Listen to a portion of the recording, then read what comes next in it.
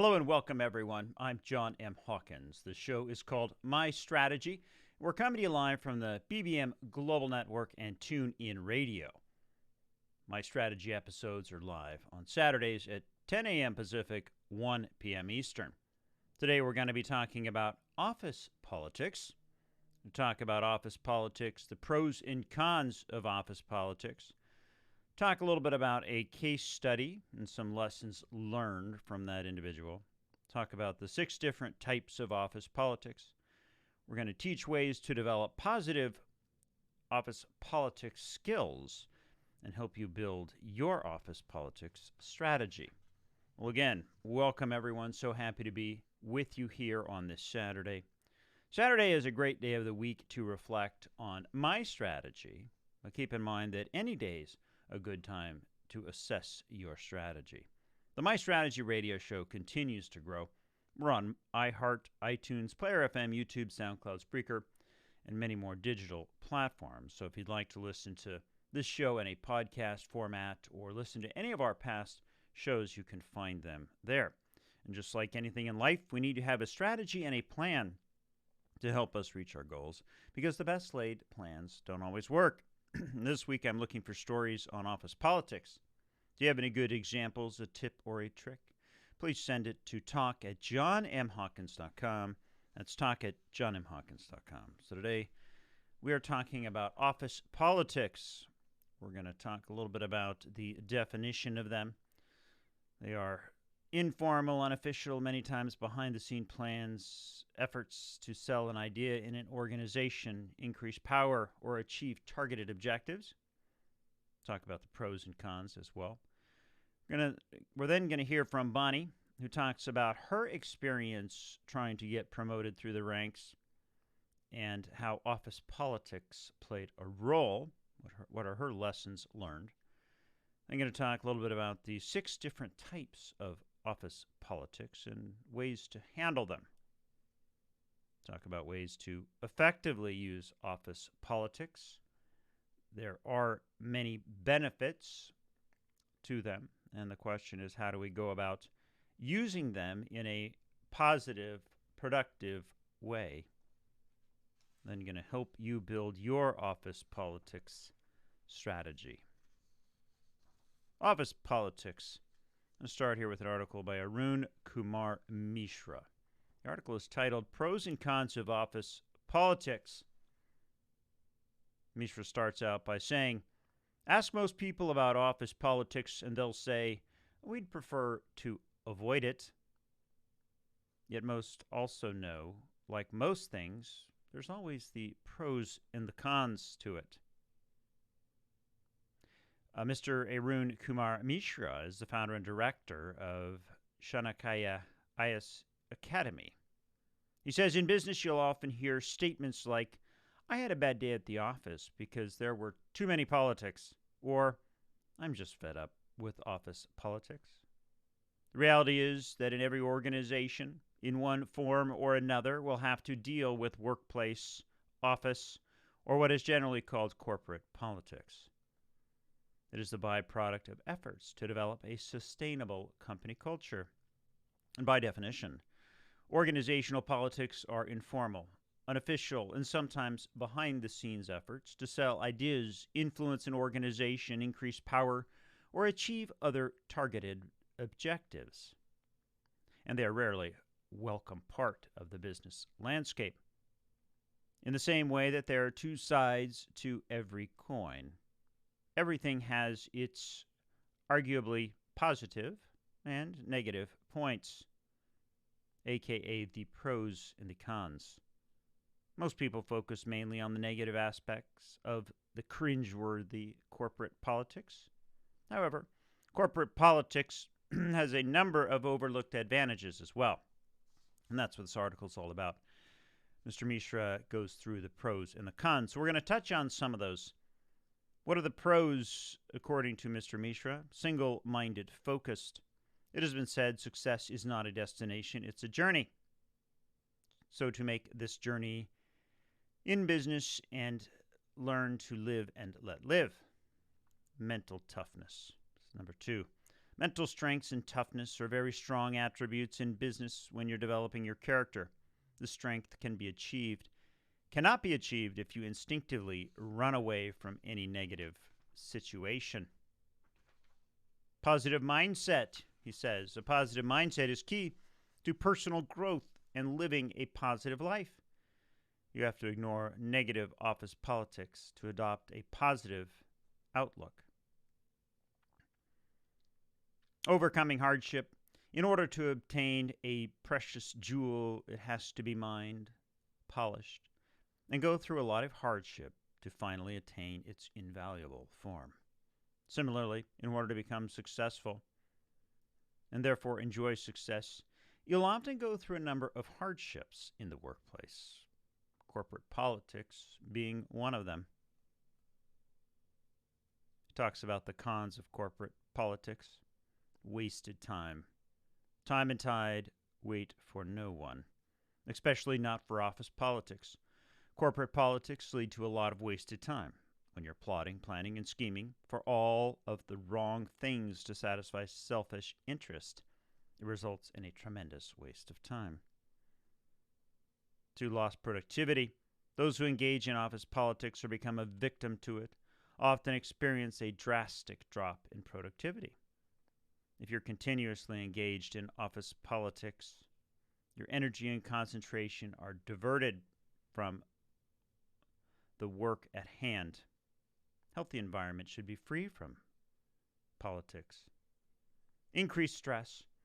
Stress is a major obstacle to progress. Corporate politics yields 1,000 times more stress than a healthy workplace culture. Stunted business growth. The growth of your business can be adversely impacted by corporate politics. Corporate politics are often the result of personal motives and selfish interests that have little to do with the collective interest of your company. I think some of these are true. Mr. Mishra goes through the different types, the pros and cons of office politics. He says, like everything in life, corporate politics has its good and bad points. Ironically, on one hand, it hampers individual growth, and on the other, it gives strength, confidence, and wisdom to grow. When you're aware of the pros and cons of corporate politics, while avoiding engaging in it, you can have an enjoyable, productive work environment that focuses on what really matters. That's just one perspective on the pros and cons of office politics. What's your opinion of office politics? Are you mostly positive about it or mostly negative? If I had to take a guess, I have my bet, what I would bet on. And I think as we talk about personal development and trying to help ourselves grow, this is definitely one of those topic areas that we have to address head on. We cannot shy away from it. We need to embrace it. And embracing it, we can understand what it is all about. What are the pros? What are the cons? How do we go about using it to our advantage? Because while it might not be something that we like to get involved with, it might not be something that we enjoy doing, there might be a good outcome out of partaking in it. And also, I think if we put a positive spin on it and start to use it to our advantage, that can really help us as we work our way through the corporations, the work and businesses that we are involved with. You're listening to My Strategy. I'm your host, John M. Hawkins, coming to you live from the BBM Global Network and TuneIn Radio. When we come back, we're going to hear from Bonnie and what she learned about office politics. Not going to want to miss this. We'll be right back.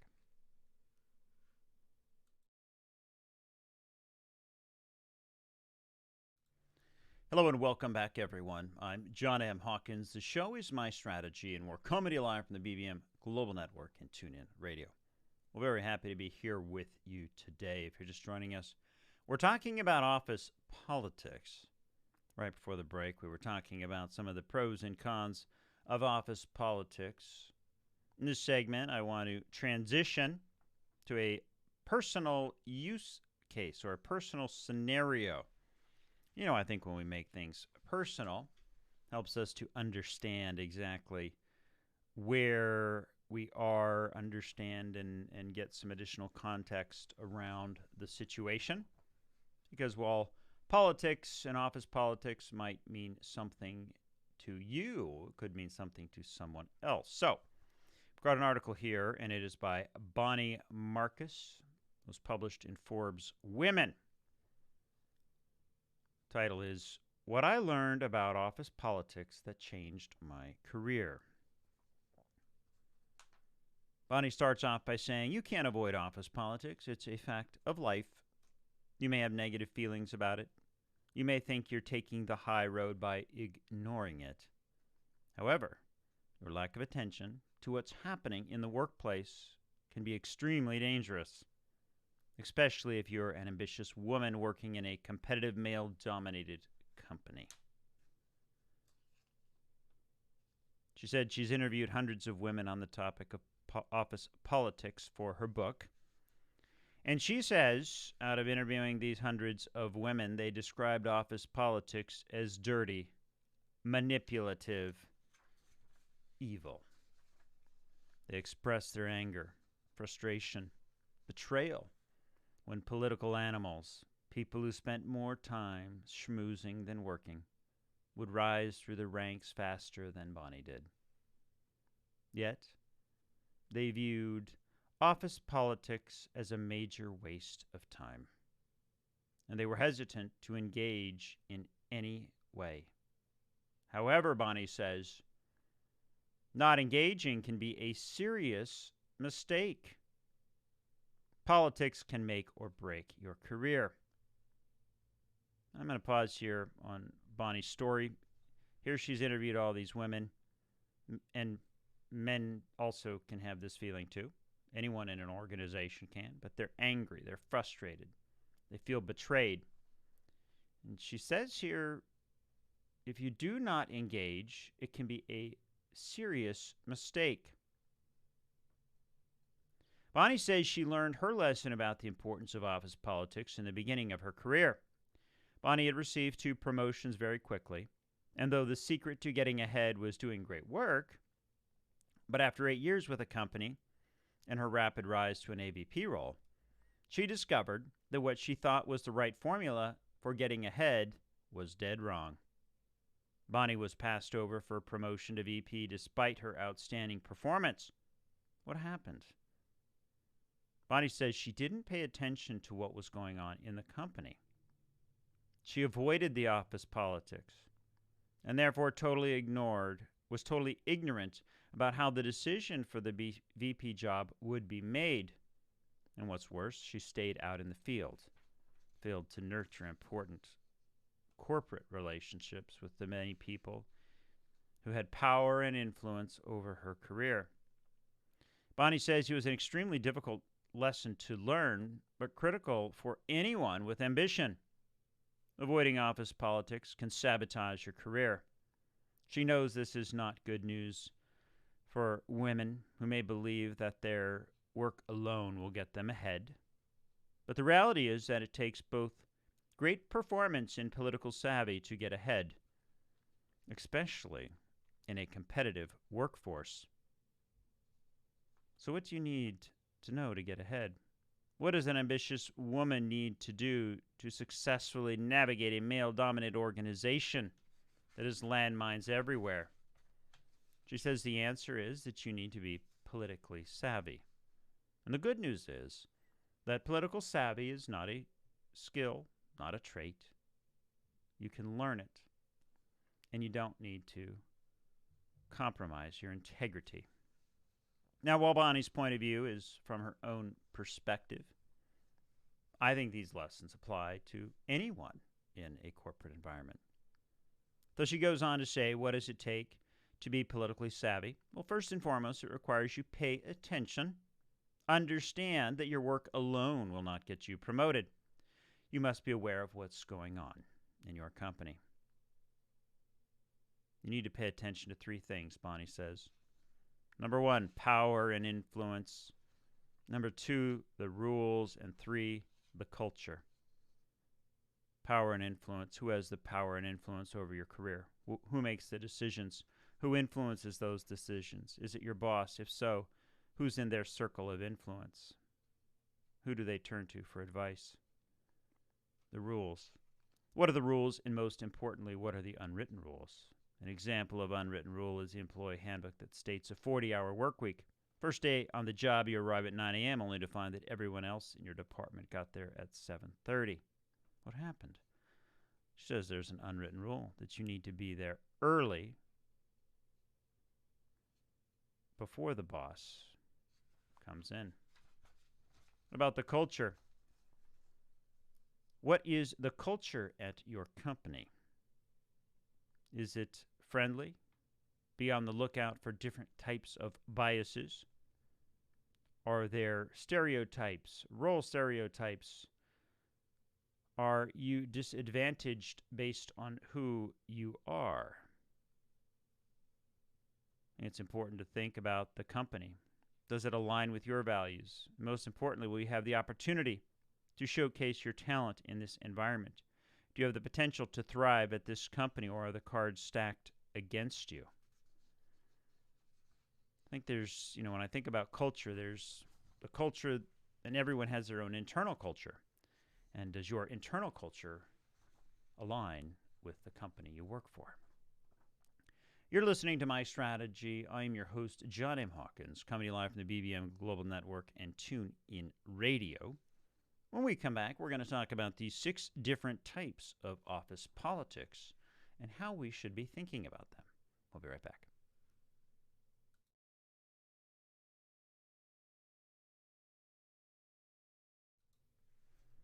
Hello and welcome back, everyone. I'm John M. Hawkins. The show is called My Strategy, and we're coming to you live from the BBM Global Network and TuneIn Radio. We're very happy to be here with you today.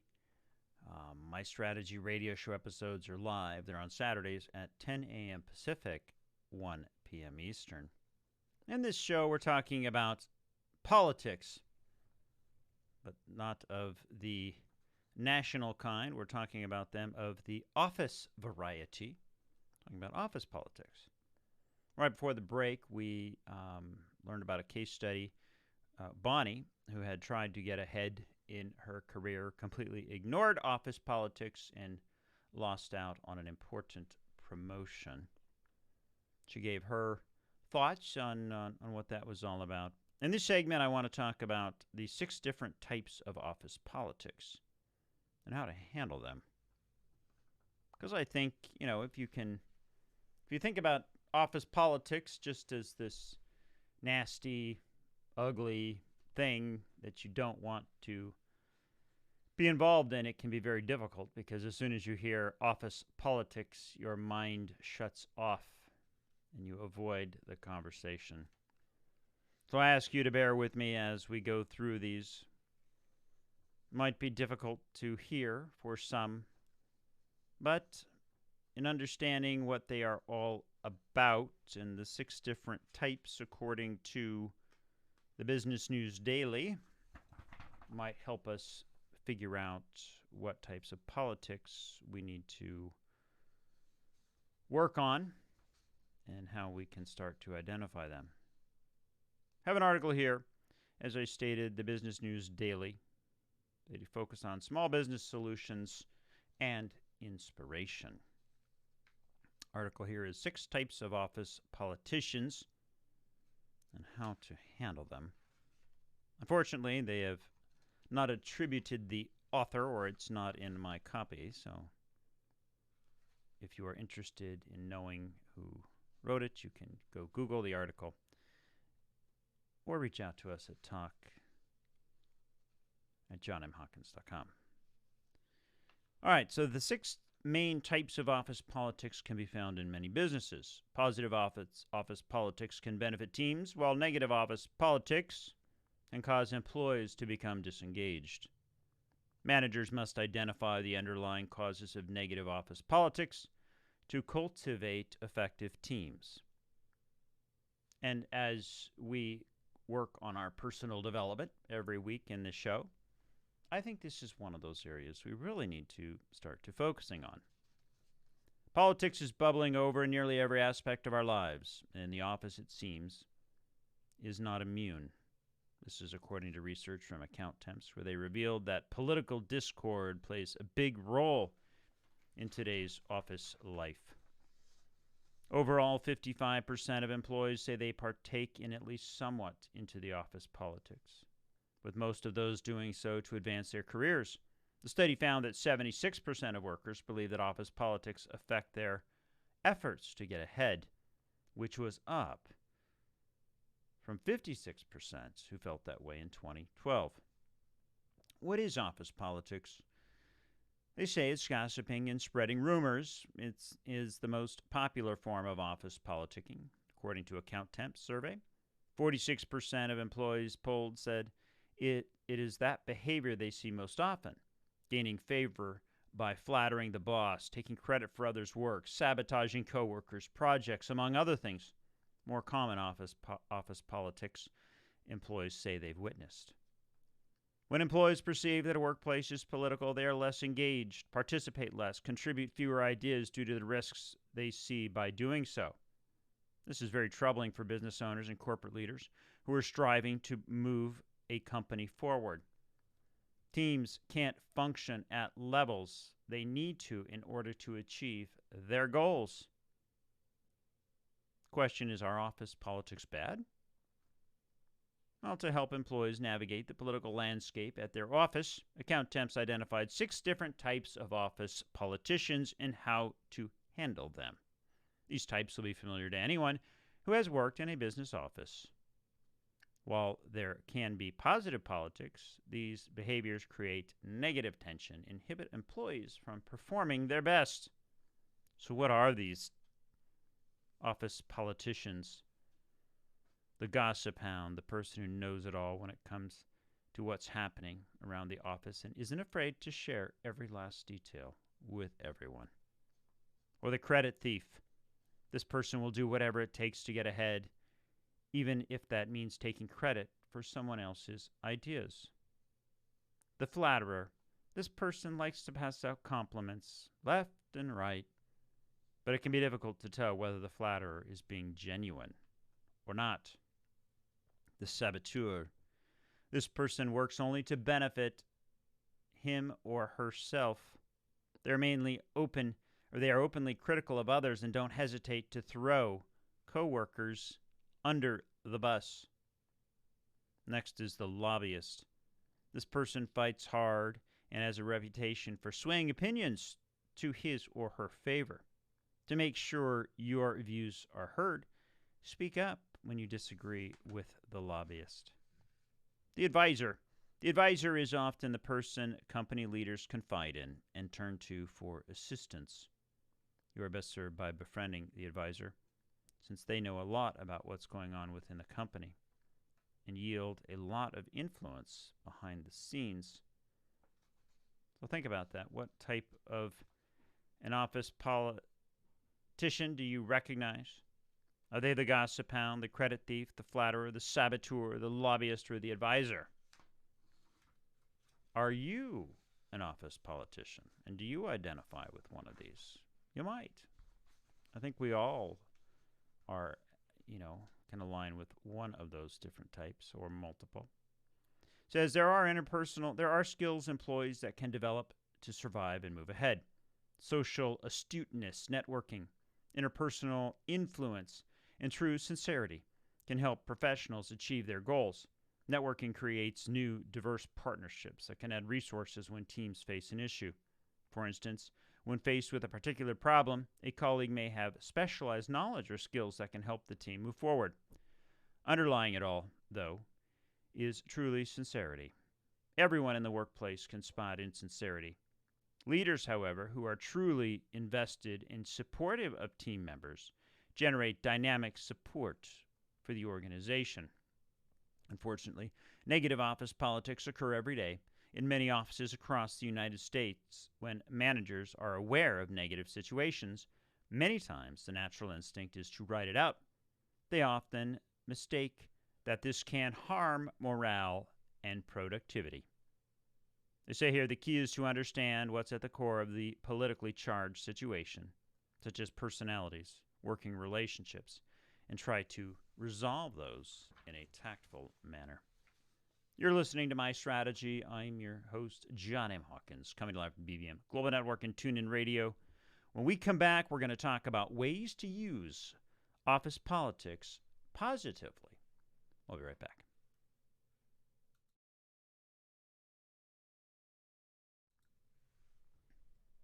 Hello and welcome back, everyone. I'm John M. Hawkins. The show is called My Strategy, and if you're just joining us, we are live on Saturdays at 10 a.m. Pacific, 1 p.m. Eastern. This week, we're talking about office politics, the pros and cons of politics in the office, talking about a case study and shared some lessons learned, talked about the 6 different types of office politics, and in fact, that's what we covered in the last segment. In this segment, we want to start to be thinking about how we're going to build our strategy. So I want to talk about ways we can use office politics positively. To assist me with this, I've got an article here. It's called The 7 Ways to Use Office Politics Positively. And we're going to go through them and talk about and pull some tips out of it. What do you think of when you hear the words office politics? I'm curious, though. What do you think? I know what I think about office politics. I know that it has some negative and positive connotations. It's a necessary thing that we need to do, but I'm curious to get your thoughts. If you could send them to talk@johnmhawkins.com, that would be great. They say here, is it all about backstabbing, spreading malicious rumors, and sucking up to the right people? If so, you'll likely want to stay as far away from it as you can. But like it or loathe it, office politics are a fact of life in any organization. And it is possible to promote yourself and your cause without compromising your values and those of your organization. Practicing good politics enables you to further your and your team's interest fairly appropriately. And being alert to the bad politics around you helps you to avoid needless suffering while others take advantage. So how political is your workplace? We talked earlier about the culture in an organization. You have your own culture, your own modus operandi, and so does the organization. In past podcasts, we've talked about that alignment and how important it is. And if you're working for an organization where your corporate values and where your culture does not align and values do not align with the corporate cultures and values, there can be misalignment and it can cause stress. All workplaces are political to some extent simply because people bring their personal emotions, needs, ambitions, and insecurities into their professional lives. We all want to be successful, but we don't always agree with each other about what this means or how we should achieve it. Office politics arise when those different personalities and opinions become difficult to manage. And we often care deeply about the decisions that we make or that others make about us, or we seek to influence people's choices, which can be straightforward or underhanded about this. Also remember that people will always have more power than others, either through hierarchy or some other source. They provide a link to an article, French and Raven's 5 Forms of Power. It's natural to want to use or increase our power, but we might do so in a way that takes power away from others. Finally, organizations have limited resources. This can lead to teams competing to satisfy their own needs and goals, even when this may go against the greater good. It's a good question here. How political is your workplace? Is it political? Is it not? Takeaway here for me is that, all organizations have and people within the organization have different levels of power. We have to realize that. But why do they have that power? What is it all about, and how can we use it to our advantage? They talk about some tips that we can use. Number one is analyze the organizational chart.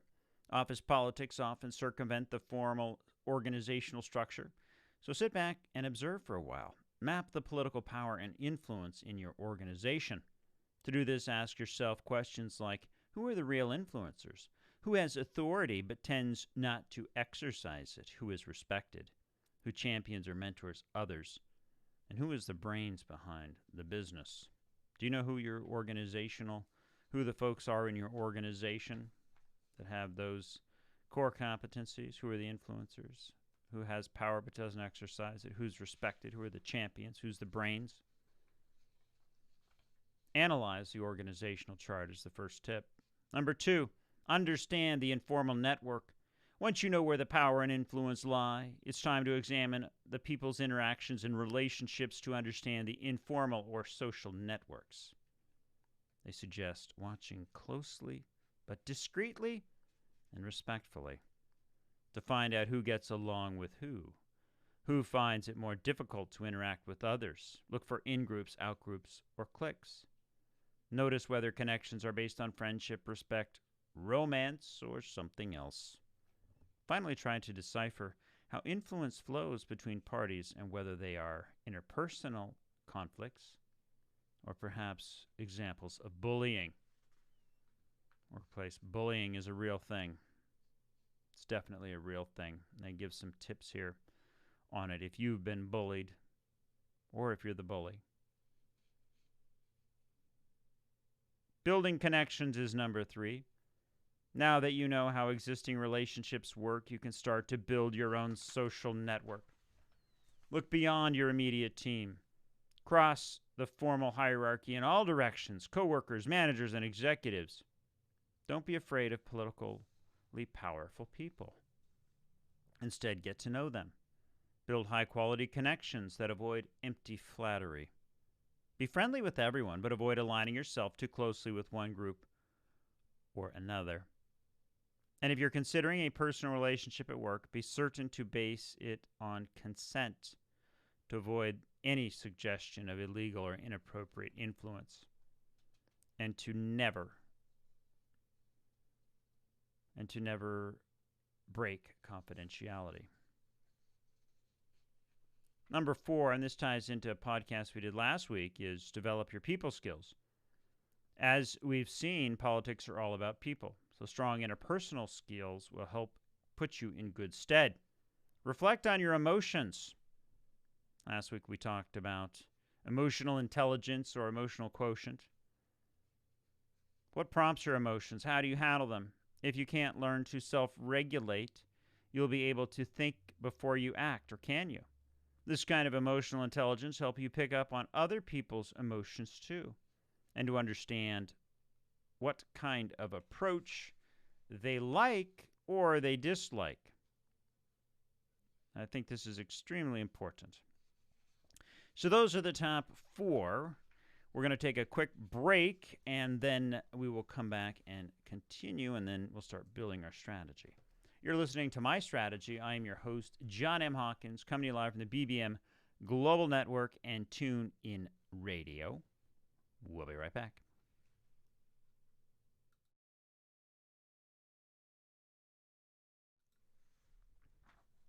Hello and welcome back, everyone. I'm John M. Hawkins. The show is My Strategy.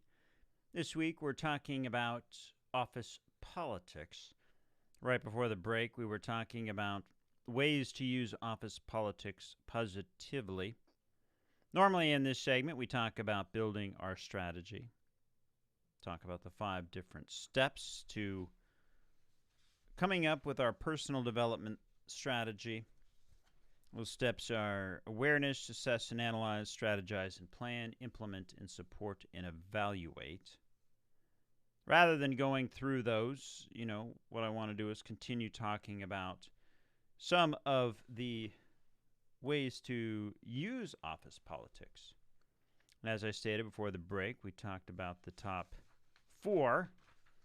So So it was analyze the organization, understand the informal network, build connections, and develop your people skills. And again, I probably have a podcast or two on all these subjects. So if you want to go to, we'll just Google my strategy, John M. Hawkins, you'll find the full list of 86 or so different shows that we've done to date.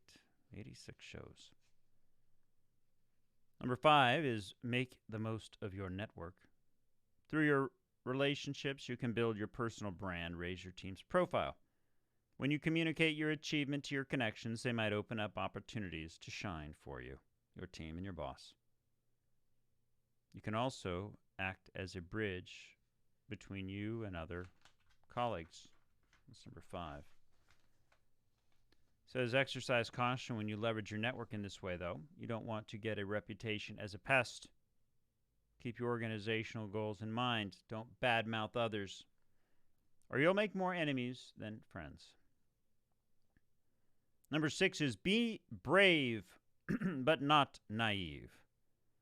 Your first instinct may be to keep your distance from people who practice bad politics. In fact, the opposite can be more effective. The expression, keep your friends close and your enemies closer, often applies to office politics.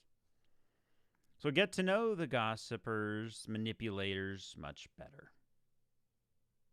Be courteous, but guarded, as they may repeat what you say with a negative spin.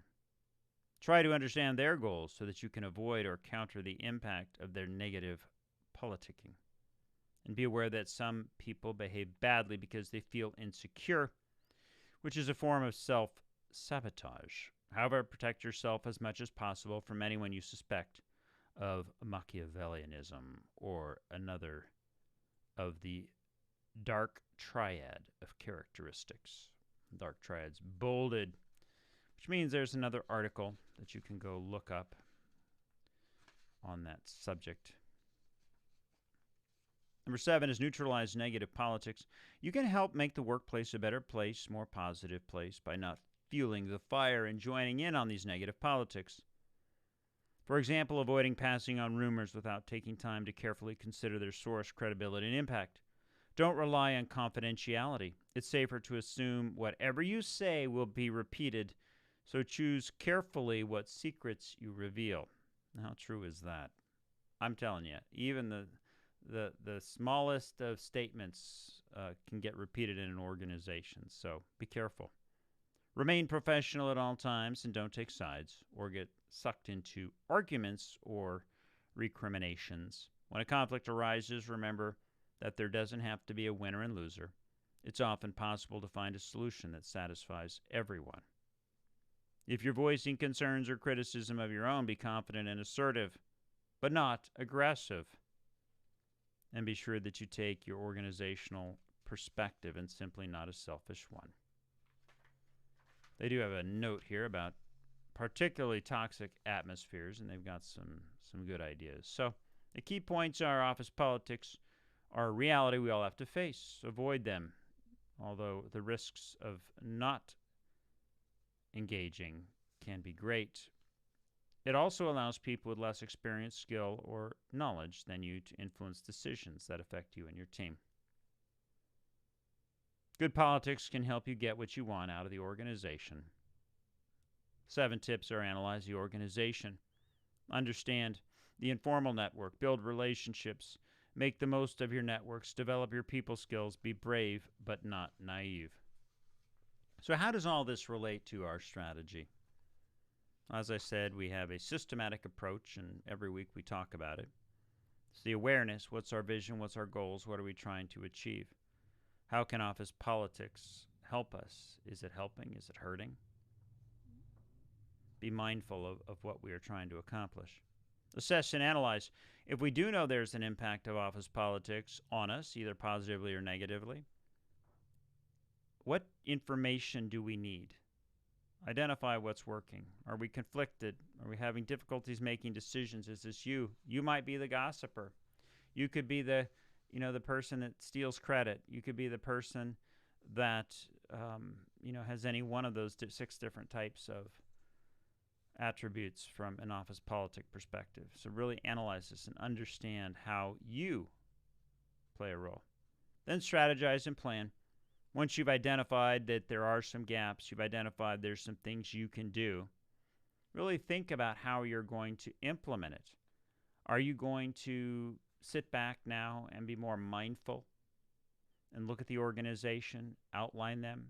Are you going to engage with those who do bad politicking, knowing that we want to keep our friends close but our enemies closer? We want to be strategic about this. We want to start thinking about this from that perspective. Finally, we need to implement our plan, start executing our brave new choices. When will you try your new tactic? When will you take your plunge? When will you take that leap? When are you going to set up that one-on-one with that manipulator who you avoid every day at the office? When are you going to do that? When are you going to start looking beyond your own group of friends, your interpersonal relationships at work, and starting to grow? When are you going to do it? You have to implement your plan. And finally, once you've implemented that plan, it's always good to revisit it, get support and help, and a coach can help you do that. You're listening to My Strategy. I'm your host, John M. Hawkins, coming to you live from the BBM Global Network and TuneIn Radio. When we come back, we're going to help you put your plan in place. We'll be right back.